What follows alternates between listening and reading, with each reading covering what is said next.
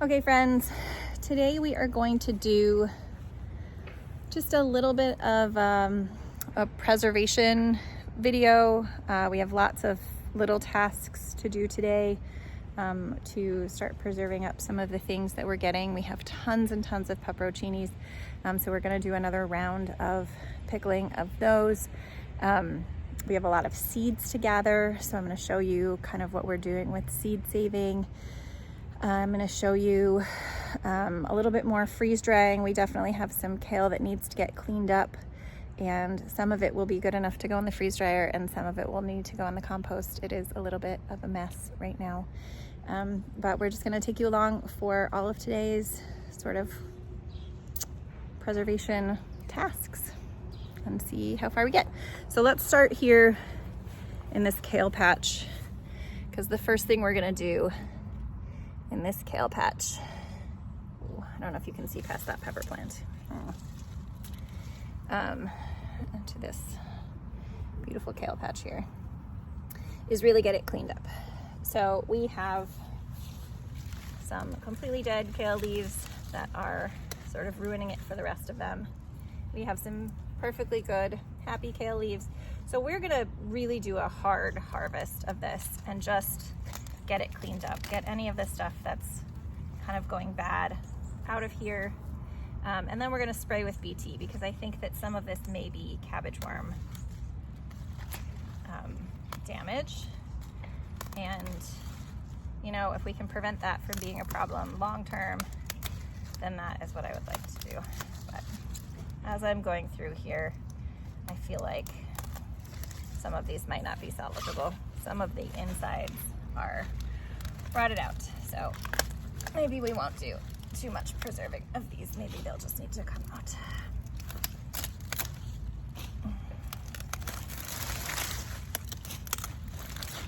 Yeah, I wonder if they're all like this.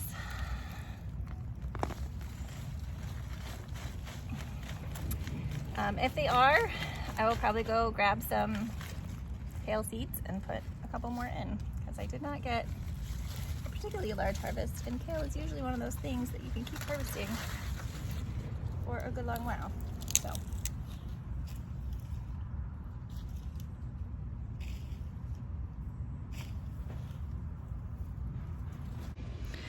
all right friends, that was a little bit sad. All of those kale plants just came out. The centers were starting to rot, so that's a thing that can happen with all of brassicas. Might have been cabbage worms, it might have been some other bug, but it was definitely time.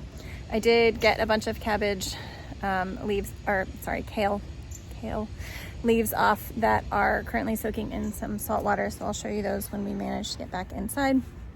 But in the meantime, we are going to see what other kind of trouble we can get out to while we're out here. So we have an absurd amount of cilantro that has gone to seed, and some of it very clearly is not yet ready, nice and green, but some of it is very ready. So I am gonna come through here and just cut off the seed heads that are ready and take them inside, and pull those plants up, and then we will see if there's anything else out here that has seed heads. I think we've been doing this sort of slowly over time, so we do already have a lot of the seeds. We've collected a lot of poppy seeds previously. We are still waiting on the snapdragon seeds to dry out. We've gotten some arugula seeds. What else do we have? We've been looking at the black beans, but I really want those to dry on the plants, I think. So it'll be a little bit more time, I think, before those are ready. But this can be used as coriander in your cooking, or you can just save it for seed to grow cilantro next year. I will probably do a little bit of both. That might be all that is ready just yet. This little one's ready. So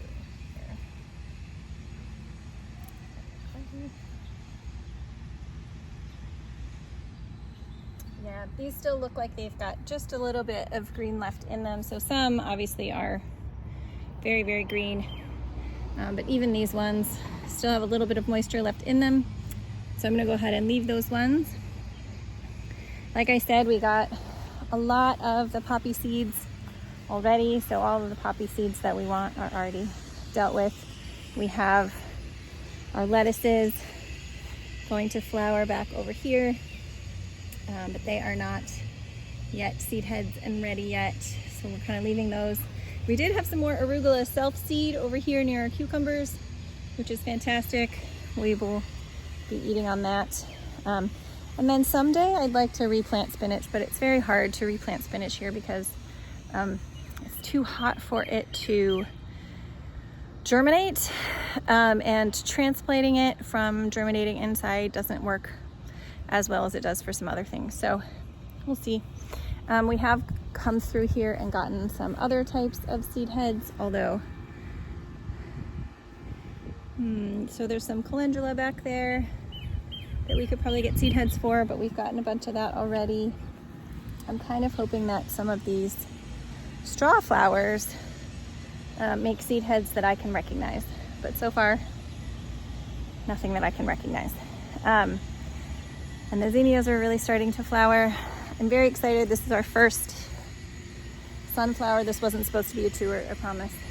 We're gonna go inside and do some more, but we're getting our first sunflower. There's a few more heads on there, so hopefully that'll be nice. And then this is how big that other sunflower is that survived 6 bunny chomps. Not making any heads yet, but hopefully we'll get some from there too. All right, we're gonna take these coriander seeds inside, cilantro seeds, however you wanna call them. And I just have a little paper plate system. It's not complicated, it's not fancy, but I'll show you. Sharpies and paper plates for the win, for seed saving.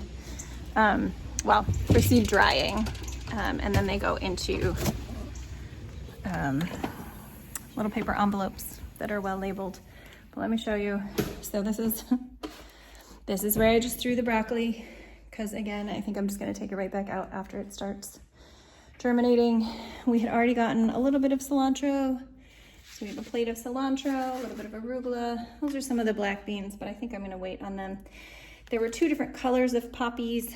There were the red poppies, which are sort of more standard, and then some of the more peachy pink ones. So I have those separated into 2 separate things. Some calendula seeds. So we're doing some seed saving, and then we will go do some more preserving and pickling. Oh, since we're inside, let me show you. I did destem the kale, and then it's just in the sink here with some salty water, just in case there are any leftover dirt or bugs. I will probably rinse this water out a couple of times, and then this will go in the freeze dryer. I think this is probably enough to fill up the freeze dryer trays, but if it's not, we have plenty of herbs outside in the front that we will fill up those freeze dryer trays with, so I'll show you those if we decide to add anything else to them. All right, and I'm still waiting on my jars that are in the dishwasher. Once those are ready, we will come back and preserve up some peppers. Thanks, see you in a minute. Okay guys, I was right. It was enough kale for 1 more freeze dryer load. This is probably only gonna get me about a half a quart of kale powder, but that is how I'm gonna store it. So I just washed them like 4 times through the sink, and then chop them up into small pieces because they don't have to be beautiful for me when they're done, because I'm just gonna turn them into powder. So I will show you when we move on to the next thing. All right guys, our next task today is to deal with some of these ferments that we made a couple weeks ago. So I'm gonna start with this little one and this cauliflower. And I'm gonna open them up, make sure that there's nothing untoward growing in here, and there is not. And then I'm gonna remove, oh, sometimes it's so hard to remove these They have beautiful little grippies on these tops that I put in here, but sometimes I still can't grip them. So I'm just gonna use a paper towel to help me grip that. And it looks beautiful. And it smells beautiful. All right, so with very clean hands and a very clean fork, we are going to try one little piece of this. Oh, there's an even smaller one. Let's try this little small piece. And if it tastes about right, then we will just put the tops on and put them in the fridge.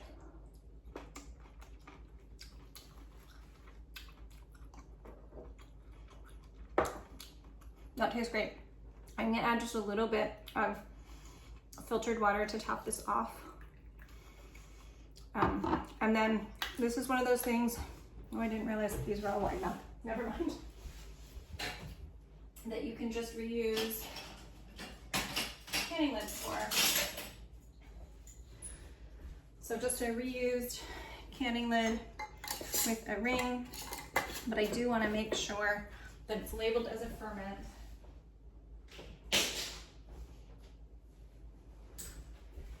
So that nobody thinks that this is just plain old pickled. And then 2024 ferment. And then these can store in the fridge for 6 months to a year, and they don't usually last that long around here. All right. And this did not go in my mouth, so I'm going to try it, use it again with this sauerkraut and see how we're doing here. Absolutely perfect. Again, I'm going to top this off with a little bit of water before it goes in the refrigerator, just to make sure that everything really stays under the water. It is important that you don't use chlorinated city water. So if you have well water, that will work. Otherwise, boiled and cooled water, any kind of filtered water usually will work for ferments. So I'm just gonna get tops for the rest of these. I pulled out regular mouth tops for whatever reason. So I'm gonna go get some wide mouth tops and get these all converted and into the fridge. Okay, friends, next project. I think I have everything that I need out. We are going to be using our, what did my mother get me? My mother got me a Ninja professional food processor. I have only used this once or twice, but this is going to make today's job so much easier. So we have today a plethora of zucchini. Oh my gosh, so much zucchini, guys. I have 1, 2, 3, 4, 5, 6, 7, 8, 9 zucchini here today that we are going to be shredding up. I have another 5 in the refrigerator for just fresh eating, adding to smoothies. I have more growing. But these 9 are ones that got a little bigger than what I want in my stir fries. We eat a ton of zucchini bread in this house, so we are going to get them all shredded up in our fancy mixer for that. The other things that we're gonna need today are freezer bags, because that is how we are going to preserve them, is in the freezer. Got my trusty dusty Sharpie here, and I will be labeling how much I am putting in these. I tend to freeze them in 4-cup servings. That makes a double batch of my zucchini bread. We can use it for other things. We can throw it in soups and stews and other things in those same quantities, so it's not a big deal if we don't use it in that exact way, but that is how we are going to be doing it. So I'm actually gonna sit for a few minutes and just get some of these bags labeled. All right, so far I just got 8 bags. My guess is that each one of these will probably fill a bag, but bags. And then we are gonna need to, I'm learning, guys. We're gonna figure this out.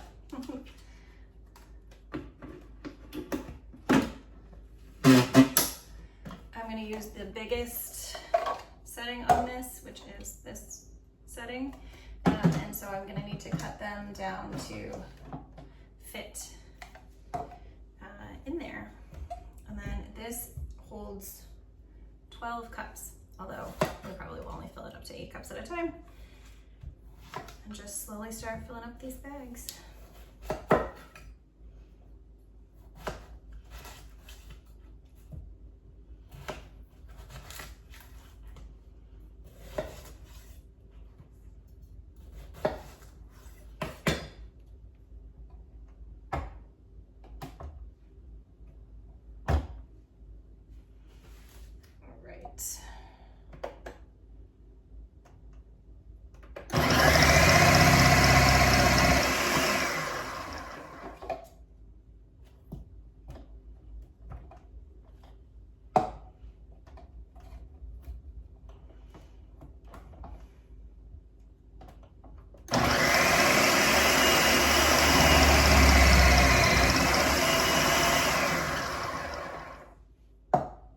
So fast, guys. I've done this by hand in years past, and it takes forever and it hurts. So I am super excited about this.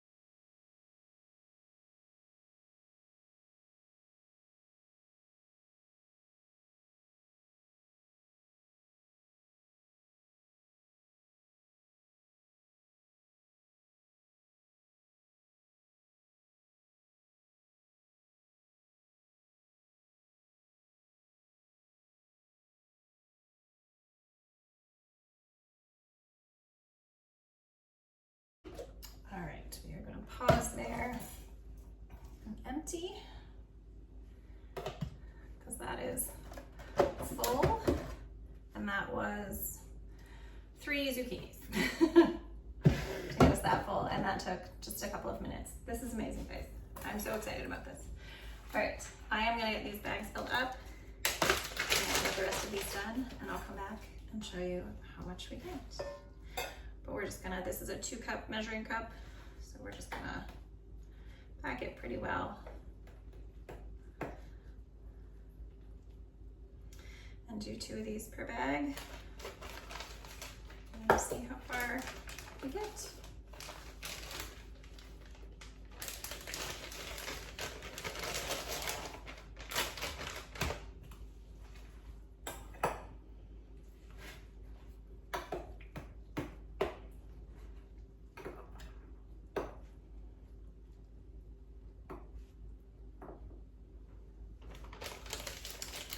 Probably a neater way to do this, but all right. I'll come back when we're all done. Okay, friends, so we got 7 quart bags with 4 cups apiece of shredded zucchini, and that took maybe 10 minutes. It took longer to clean up than it did to make it. The next fun project we have is going to be dealing with this massive amount of pepperoncinis over here. Ooh, sorry, my tripod does not hold very well.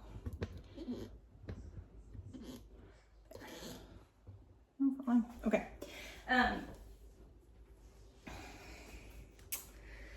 So we've done this once before, so I probably won't walk you through too much of it. but this is the batch of pepperoncinis that we are going to try and get through today. I got 12 quart jars washed up and ready, so we may end up with more than that. We're going to make brine. I will probably need to make 2 batches of brine. Again, for my pickled pepperoncinis, my brine is a much stronger brine than I would use for pickled cucumbers or any of those other sorts of pickles. So I will use a 4-to-1 vinegar to water ratio. I don't usually put salt in the peppers. For some reason, it's just not something I feel like I need. But because our pepperoncinis, for whatever reason, are not super hot, like the ones that you get jarred in the store, we do add a little bit of red pepper flakes to the brine. So I'm gonna get started on this. Again, the most important thing for the pepperoncinis is that I do poke holes, at least a couple holes all around in each of these before I get them in the jars. And I do what's called open kettling. So I fill all of the jars, I make the brine, I pour it in, and then I don't can them after that. I just put the tops on, and if they seal, then I consider them good. And most of them will seal with the hot brine poured in, with that 1/2 inch of headspace at the top, like I would do for most pickles. So I'll show you how many we get at the end. It might be more than a dozen quarts. I don't know, it's a lot of pepperoncinis. But I'm gonna get started just poking holes and making brine.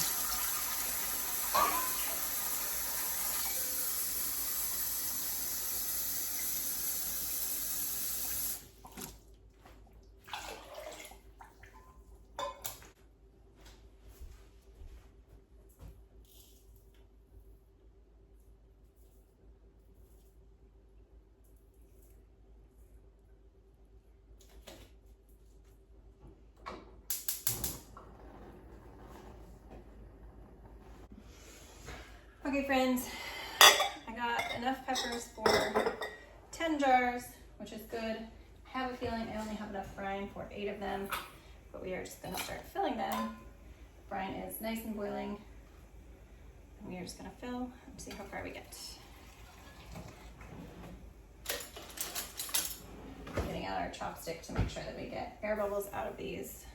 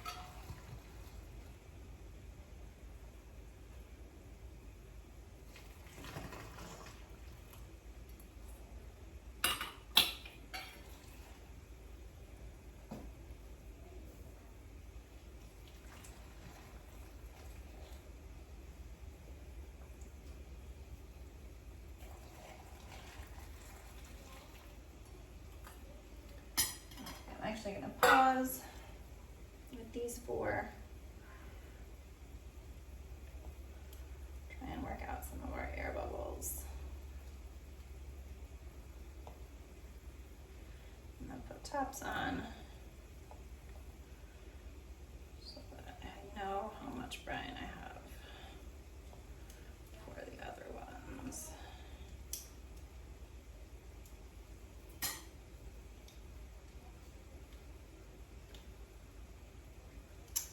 So there is air in the middle of these peppers, and I did cut all those little holes in them. So the theory is to try and get as much of this brine in those peppers as possible. So this is a lot more air to food ratio than what we would normally see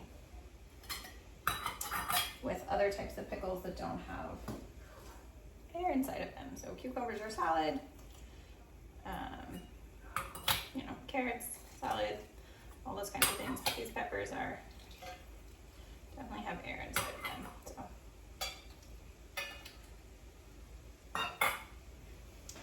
All right, and then we are just gonna get tops on and rings on. These ones, well, it is still very hot. So most of the time you're supposed to wipe off the rims of your jars, and in almost every circumstance I would do that. But this is literally what I would be wiping off the rims of my jars with, is a vinegar solution. So I'm not terribly concerned. These will do just fine. All right, so that is only 4 jars, and I've used a lot of my brine already. So I have a feeling I'm gonna need another set of this brine. Let's see how many more we can get filled. That's what we have.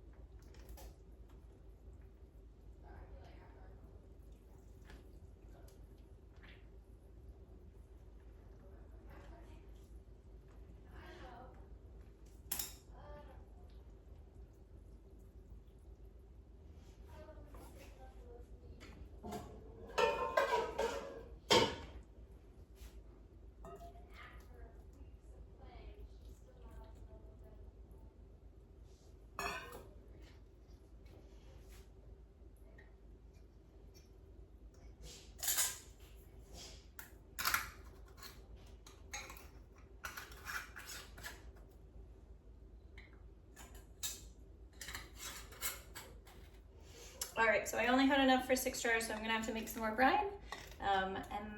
But then I think we'll get a good solid 10 jars. All right, friends, so I got my 10 jars of pickled pepperoncinis, made some more brine so that I could get the rest of them done up. I had a little tiny bit of extra brine, so it's just in a jar that'll just go in the fridge in case I want to throw any random vegetables in there. While I have you here, I figured I'd do a little bit more kitchen stuff that's not necessarily related to preserving the harvest.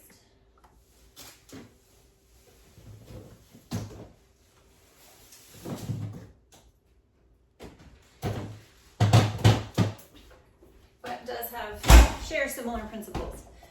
So this is my sourdough starter, and I like to have a batch, a couple loaves of this in the freezer at all times, just in case we ever have a sick day and we just want to pull out some soup and some good bread. So I make sourdough bread, and I also just make regular yeast bread. But I do it a little bit differently than sort of conventional methods. So I keep my sourdough starter in the refrigerator. It is, I don't know if you can see the texture, sort of thick batter texture, but not particularly dough texture. And I take the vast majority of this and put it into a bowl. I prefer to use not metal bowls, but right now I've broken all of my not metal bowls. So metal bowl it is. There's just a tiny little bit left in there, and I'm just gonna add flour to the starter.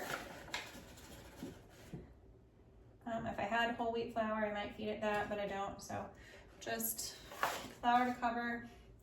And then this is, along with the ferments that we were talking about earlier, really important to use water that is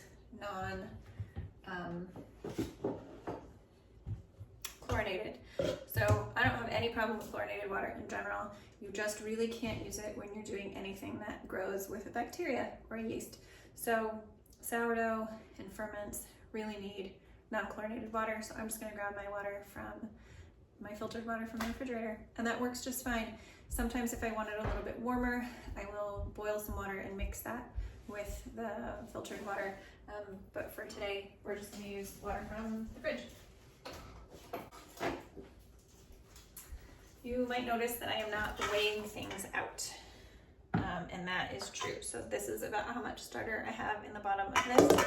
I'd say it's probably maybe half a cup. And I'm not going to be weighing any ingredients today.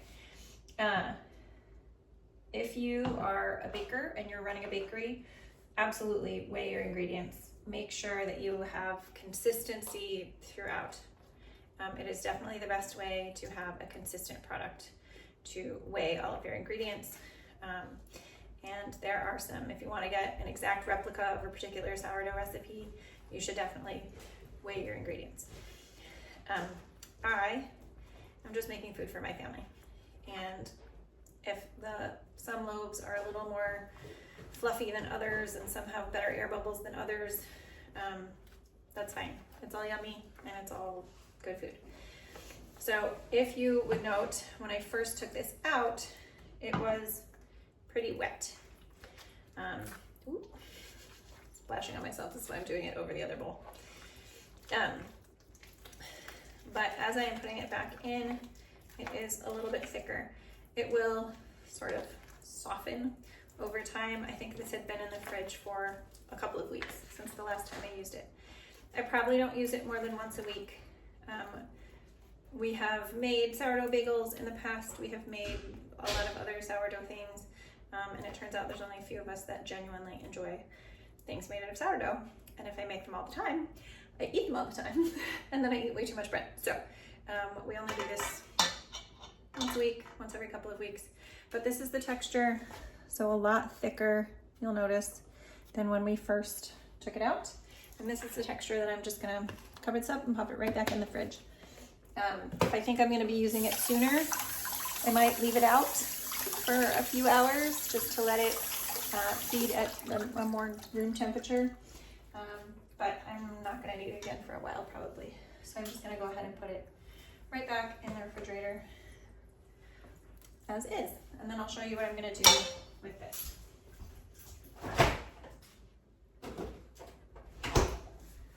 So I only have about a half a cup of that sourdough starter. So I'm just gonna do sort of a medium sized loaf. I'll probably do about 4 cups of flour.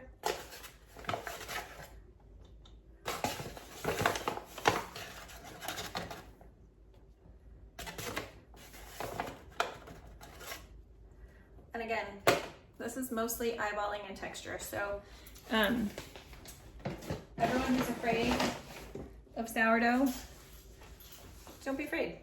You can still make lovely sourdough. Will it be as picture perfect as what you see on Instagram or on TV? Maybe not. but it'll still taste like sourdough and also be really yummy. So I add my flour first, and then I just add water until I get sort of a shaggy dough texture. I don't add salt yet.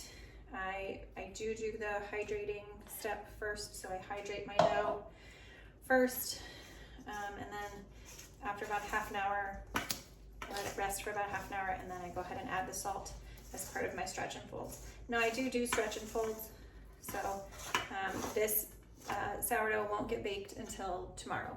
So it is late afternoon now. I'm making this. I'll do stretch and folds every half an hour or so. I'll show you, if you've never done a stretch and fold, what that looks like when I do my first set. But I'll do that about every half an hour until I go to bed. And then in the morning, and then we do what's called a bulk rise, and I just leave that overnight. So usually 8 to 12 hours for a bulk rise, just out on the counter, covered. We get that bulk rise, and then I will shape it in the morning, let it sit for a couple of hours, and then put it in the oven. I also don't fuss a ton with the shaping of it. I'll show you in the morning how I do that. This is kind of an easy way to do sourdough. Now I have been making non-sourdough bread for years, for 15 years. So I'm also very familiar with textures and things like that, which with bread making makes a lot of difference. And so it's why I can maybe do it by just eyeballing things. But this is the texture this is right now. And when I do add the salt and do my stretch and folds, I may make this, I may add a little bit more flour to this. This is pretty shaggy. If you want those beautiful air pockets that some people love in their sourdough bread, then you don't really want it any drier than this. But it's a little less finicky, and it rises a little more predictably if you don't have it super hydrated. So if you add a little bit more flour after this and make it a little bit of a stiffer dough, it'll still rise beautifully. It'll just be a little bit more predictable. It'll have enough tension to do that without having to do too much extra work to it. So I'm gonna do this. I'm also going to get a couple of loaves of just regular yeasted bread going, but I'll come back in about half an hour and show you when I add the salt to this. This is another one of those places where you want a kosher salt, non-iodized salt, sea salt of some sort. Again, because of that bacteria. The iodized salt is lovely, but sometimes they can make it more difficult for the bacteria to grow. So I used 4 cups of flour and maybe a cup and a half of water in there, and I'll come back to that in about a half an hour. Okay, so that is just sat over here with a towel covering it. I gathered a few more ingredients. The basic dough, bread dough that my family likes is actually a rosemary olive oil. If you want to make it plainer so that you can have it in the mornings with jam and things like that, I would say just leave out the rosemary. The olive oil doesn't hurt a thing. But that's what we're going to do. So I just went out and picked a little bit of fresh rosemary. Fresh, dry, doesn't much matter. Again, I have a recipe for this, but I only sort of kind of follow it.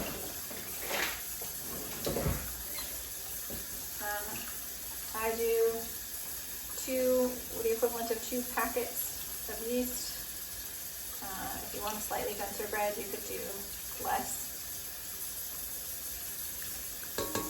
which is about 2 1/4 teaspoons, or a very light tablespoon per dough. And this is gonna make 2. I also put in a couple tablespoons of sugar, 1 for each loaf, a couple tablespoons of olive oil. And unlike the other doughs, and ferments and things that we've been avoiding using, I'm sorry, you were probably just listening to this water that whole time. We are going to go ahead and use tap water for this. It's just lukewarm tap water. if you are into specific, about 115 degrees Fahrenheit. All right, so we're just dumping all that in this bowl. We're gonna let it sit for a few minutes to let that yeast bloom. And then I will be back. We'll add the flour and I'll show you. I just mix it in the mixer. I don't do a lot of hand kneading. We'll add the salt and the flour when we come back and just mix it up in the mixer, but I'll show you what the density looks like when we've done that, okay? So it'll be about 6 cups of flour, but again, I'll adjust that based on if it looks like it's too dry or too wet, but I'll show you what it looks like as we go. And we are gonna go ahead and use bread flour for this recipe. All right, well, the other fun thing that we're gonna do once we get this rising is we're gonna go ahead and make more yogurt today. We are out of yogurt again. We've made it a couple times since the last time we did it together. But since we were in the kitchen together fussing, I figured let's get a whole bunch of things started. So I happen to be around tomorrow morning, which is why I can do the sourdough, let it rise overnight, and the yogurt, which I don't know if you remember from last time, but we let culture overnight. I cannot remember how many cups of flour I just put in, but the great thing is that I've done this a lot. So I'm actually just gonna mix it and see what it looks like.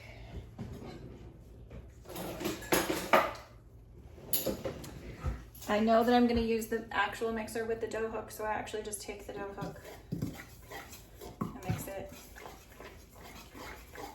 a little bit by hand to see how much more flour I think I'm gonna need to add. All right. So like I said, I normally do 6, maybe 6.5 cups. I do not remember how many I just did, so you can tell me if I'm close on this or not. But this looks like it'll probably take another cup, cup and a half, so I probably did 5. I'm gonna get this on the mixer. I'm gonna tell you how much extra I add and then show you what it looks like when it's all done. All right, friends, so this is what my dough looks like from the mixer. I did add about 1.5 cups of flour. You can poke a hole and it'll leave an indent, but it's starting to spring back. I don't know if you can see, it's starting to spring back a little bit. But that's how I know that it's done. I usually will take it out and knead it on the counter just for a minute, just to make it a little bit smoother on the outside. And then usually I will oil this bowl. Did I put the oil away already? Of course I did. I will go grab that oil back and oil, just really lightly oil this bowl so that this doesn't stick as it's rising.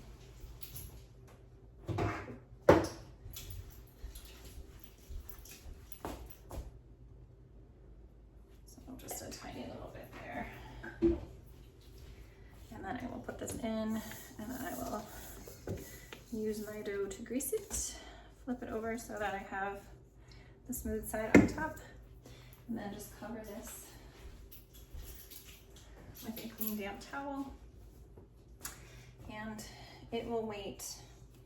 It's really warm today, so maybe an hour, then I'll shape the loaves and let that rise for anywhere from half an hour to an hour. Again, I just kind of keep peeking on it because it depends on the temperature. In the winter, I'd say at least a solid hour and a half for this first rise, but you want it to about double in size, so it'll come probably about to the top of the bowl. And then again, once you shape your loaves, this will make 2 loaves. You want that again to double in size before you bake it. And so I'll show you when we get to those steps. But in the meantime, because I'm completely out, we are going to, I don't think I can balance you there. Let's see if we can balance you on the other side. We're gonna make some yogurt. I did this in another video, but we are gonna do it one more time. The reason that I make my own yogurt is because I really like vanilla yogurt and I do not really like sugared vanilla yogurt or fake sugared vanilla yogurt. And they don't make it any other way. You can get plain yogurt that doesn't have any kind of sugar in it. And you can get vanilla yogurt that has real sugar. And you can get vanilla yogurt that has fake sugar. But you can't get vanilla yogurt that has no added sugar. So I am using whole milk today. Sometimes I use 2%. You could use skim, whatever kind you want. And this is eventually going to turn into Greek yogurt. I'm mildly lactose intolerant, so we drain off all of the lactose containing whey, and it makes it much more tolerable for me. And much more high protein, low sugar. So that's also a win. Now, in order for me to make this vanilla yogurt, I use vanilla beans.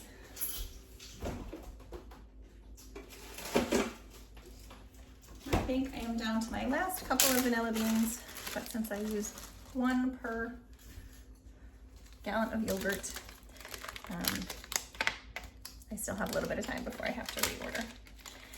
So to make yogurt, all you really need is milk and a starter culture. The starter culture I'm going to use today is my last batch of homemade yogurt.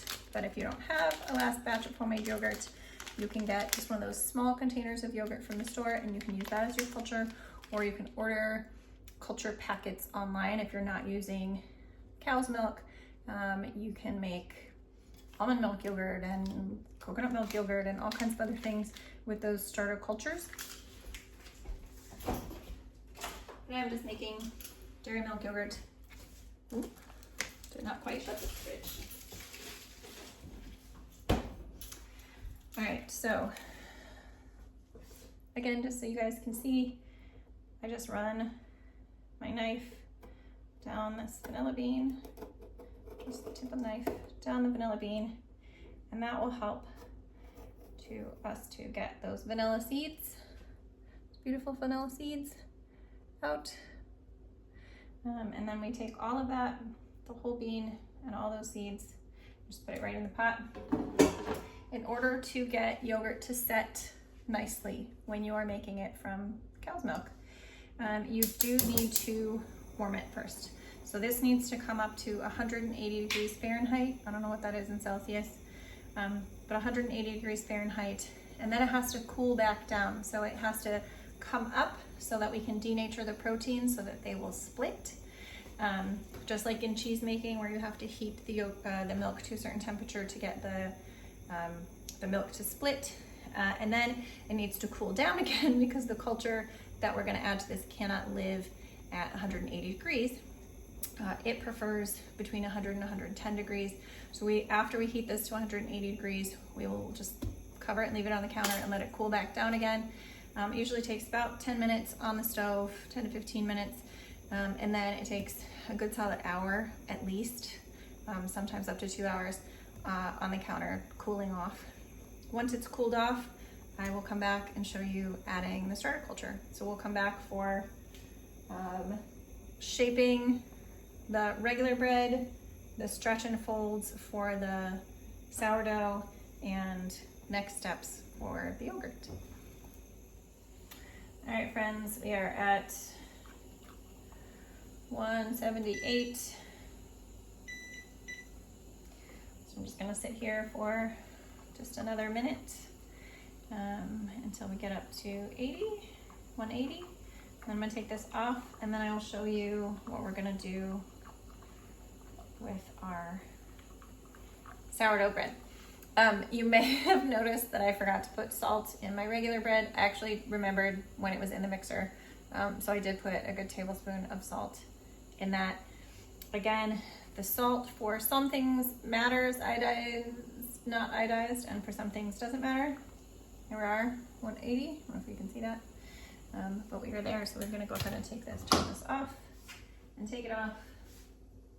Borrow this to take it off. Don't burn myself. And then just wait for that to cool. All right, so this is our sourdough, and it does matter what salt we use for this. We haven't put any salt in here yet at all. This is another one of those things that a lot of people measure, and I measure with my heart. Usually it ends up being about a tablespoon, maybe less. And then I usually get my hands wet with cold water when I'm gonna do my slap and fold, or stretch and folds. So you literally stretch and fold. You take this and you stretch it out and you fold it. And you stretch out and you fold it.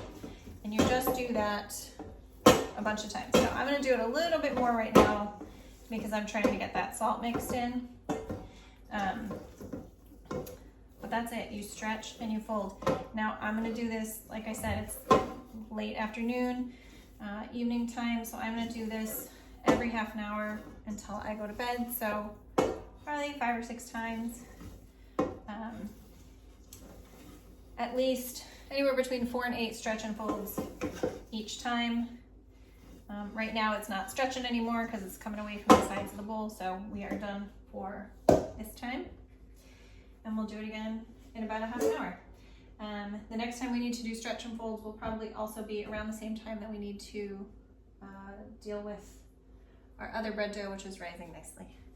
And maybe our yogurt will be cooled off by then, but probably not. But I'll show you what happens then when we get there. I almost forgot to bring you guys back. So I just did a second stretch and fold on the sourdough and got this out of the other bowl.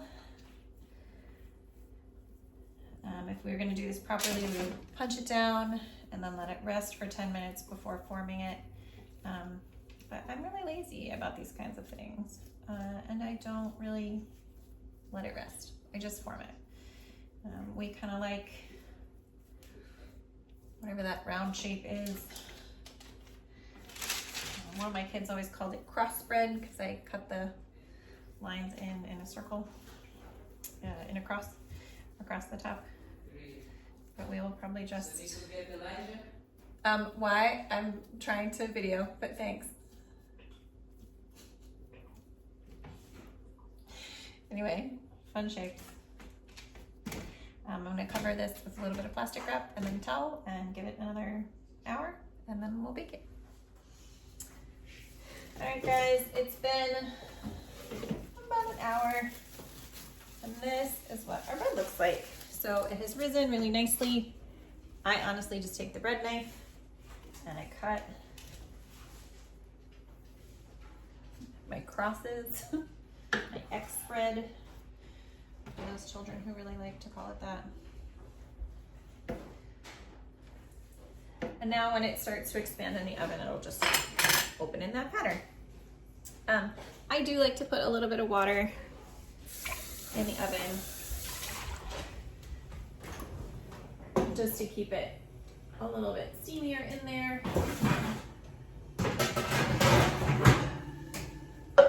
And that's it. They'll go in, they'll cook for about 30 minutes until they're done. Now I think the yogurt is also cooled to temp, so let me double check that.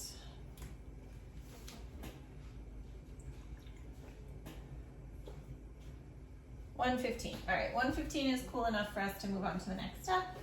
It can't be any warmer than that or this culture will die.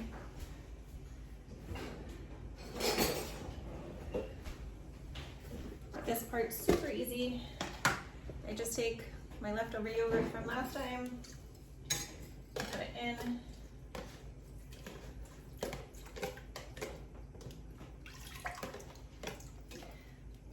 Use my whisk to mix it around. And then we want this to stay warm.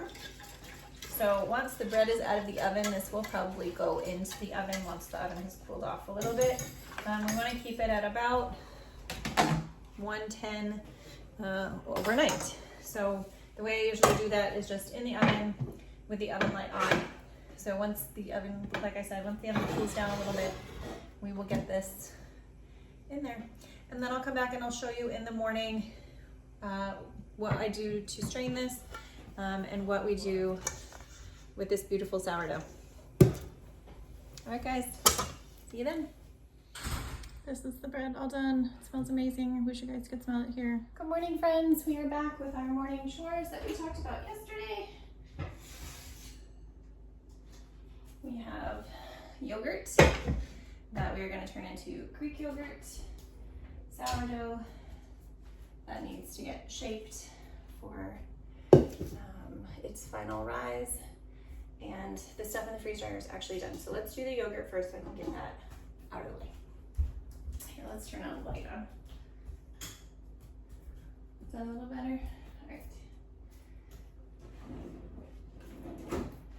So in order for you to turn regular yogurt into Greek yogurt, you just have to strain out some of the whey. And I just take a big pot with a colander in it. This is really just to keep it suspended. These holes are far too big to be useful in that. And then I have a nut milk bag from Amazon that I use. It just goes in here, and then we leave it for a couple of hours, depending on how thick you like it. So again, this is just very set yogurt. So I will scoop it today. And that's it. And then on this we'll just set, I like mine very, very, very thick because it goes in smoothies and things. And so I'm mostly using it as a protein source. So I want it to be pretty concentrated in its proteins.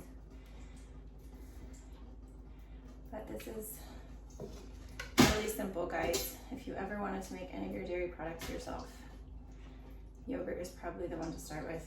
It is by far the easiest. So we will get this straining, and then I'll show you what we're going to do with our sourdough.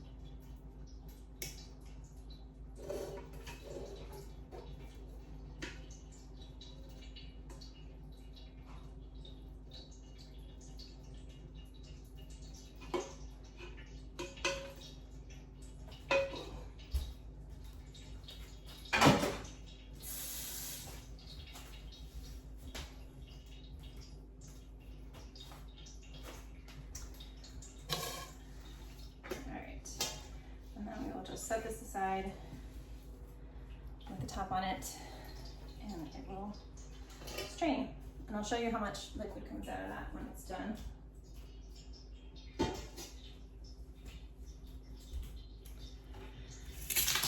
All right, so now for the sourdough, you will see that it has risen pretty substantially, but it's still pretty sticky and wet. So I am going to get out mat, a silicone mat that I sometimes use for this. I don't really feel like cleaning my counter from all of this today. Now I probably will use a little bit more flour just to get this shaped properly. And then I use one of these, but I use it not the way you're supposed to, and I'll show you what I do.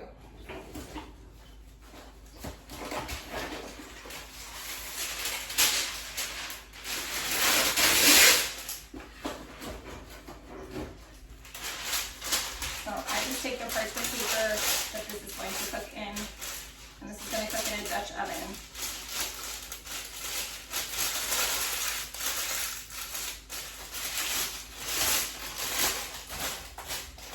And I just put that in there now.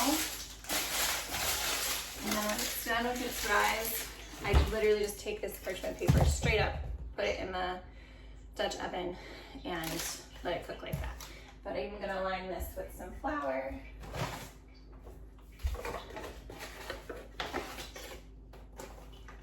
And I'm gonna put some flour down on our mat here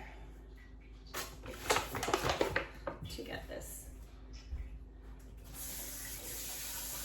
dough out of here. So it has risen very nicely. It did a very good job with its bulk rise time. Is now very loose and very sticky. So I am gonna work a little bit of this flour in just to make it a little less sticky and a little bit easier for me to work with.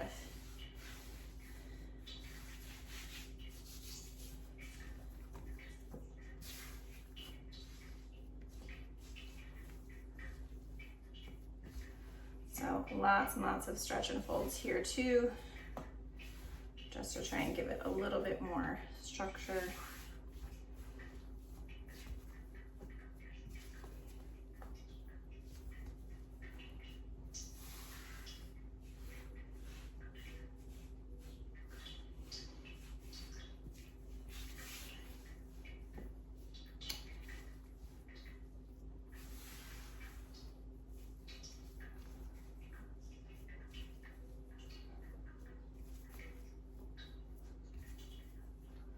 I don't do anything super fancy with it.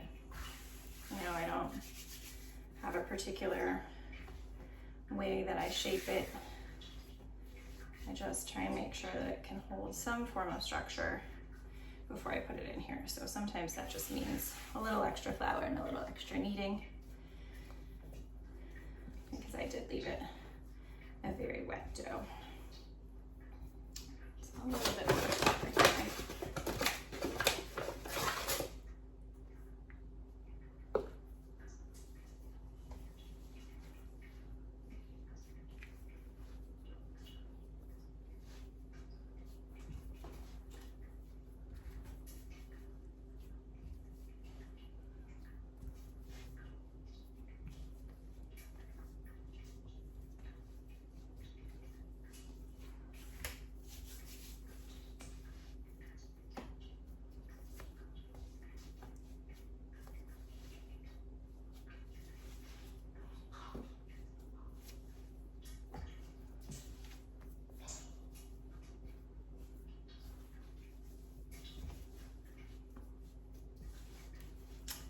And then once we have this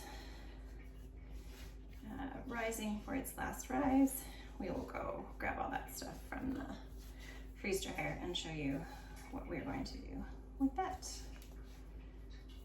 All right, now that this is holding its shape a little bit better,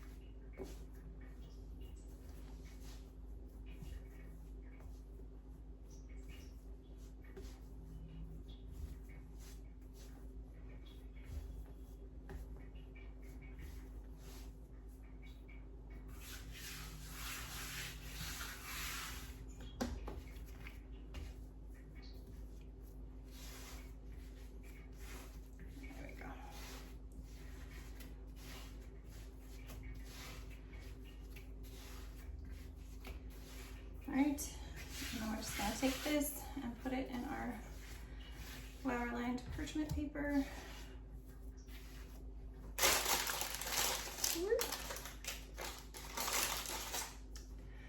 Dust it with more flour on top.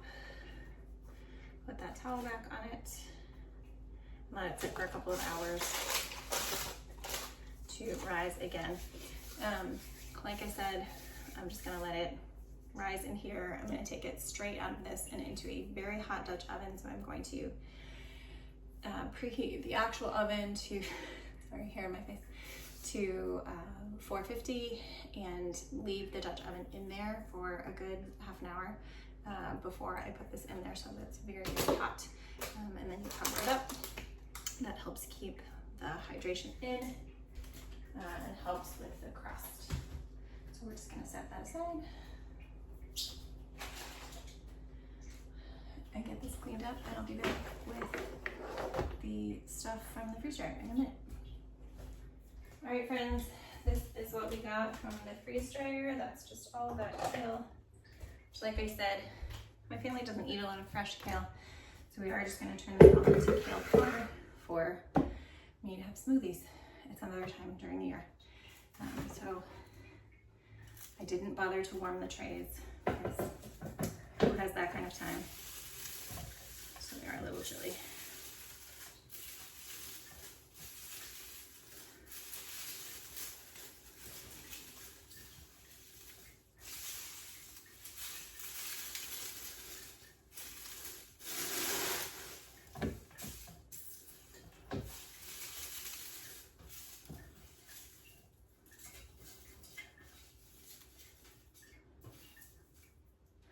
Now, I use my blender all the time, so I had to make sure today that it was going to be very, very dry. So it hasn't been used in over 24 hours. And just had to sit there upside down, getting very dry. Because otherwise, this turns into paste and not powder.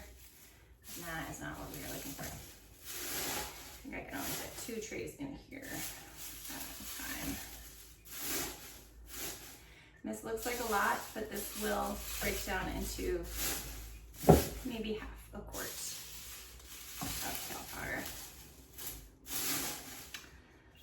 So you don't have to use very much to get all of the vitamins from these greens. Which is fantastic. All right, I am going to get this on the blender and then show you putting it in the containers. All right, friends, so this is the first batch. That only took a few seconds in the blender. Just figure you wanted to listen to that. And it got way down there. So we're gonna get this in our jar. Oh, we might get a whole quart out of this. Well, that's exciting. Okay, so that did get us about a half a quart on its own, so maybe we will get a full quart. So that's it, folks.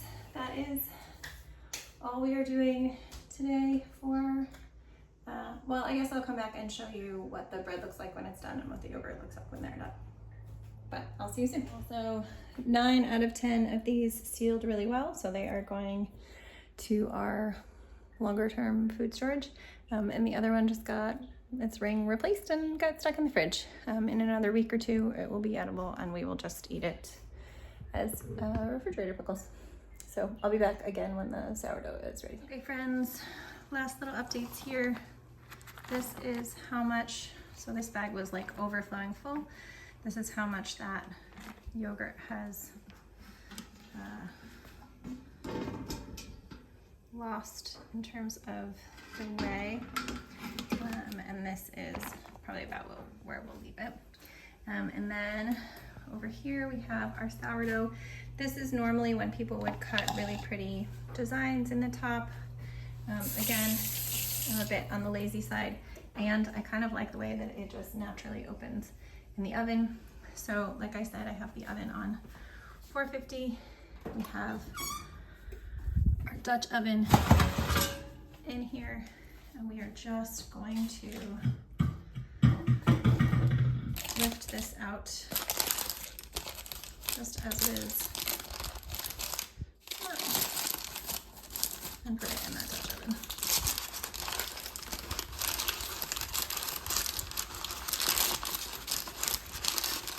Sorry, no, we're tempted to do this one-handed. We need to set up the tripod, so.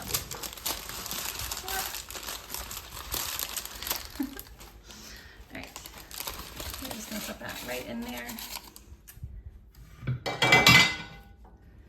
set the top on it, put it back in, and show you what it looks like when it's all done.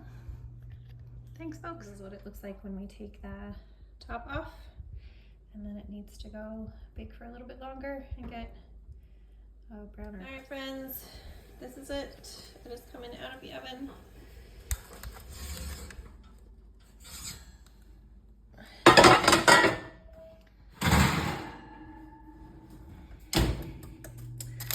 So I could have made a pretty